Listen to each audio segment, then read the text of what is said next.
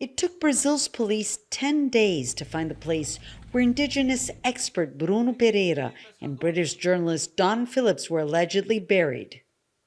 Policemen said Amarildo da Costa, a local fisherman, confessed to the killing and led them to the burial site, more than 3 kilometers into the Amazon jungle.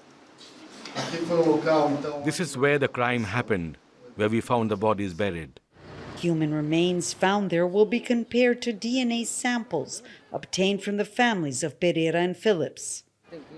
The journalist's wife, Alexandre Sampaio, has issued a statement saying that the family can now find closure.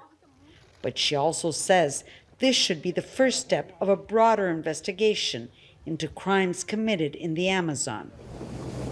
Pereira and Phillips were allegedly ambushed on their way back from the Javari Valley, an area twice the size of Japan and home to the world's largest number of uncontacted indigenous tribes.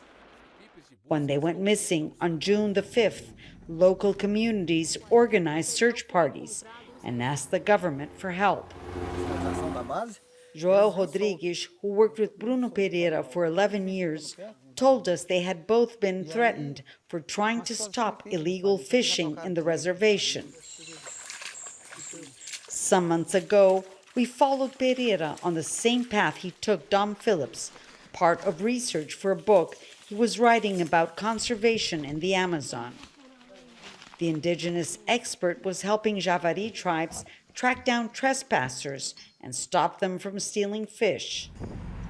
On the river, we met Amarildo da Costa, one of the 2 men who, according to the police, killed Pereira and Phillips. The case stirred up the international community. Brazil's President Jair Bolsonaro was asked about the investigations during his meeting with Joe Biden. And British Prime Minister Boris Johnson said that the search for Phillips should be a priority.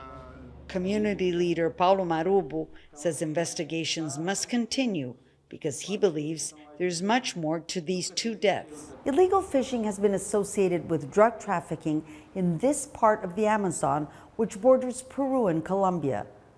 The indigenous people of the Javari Valley say it's time for the Brazilian government to take the threats they've been facing for decades more seriously.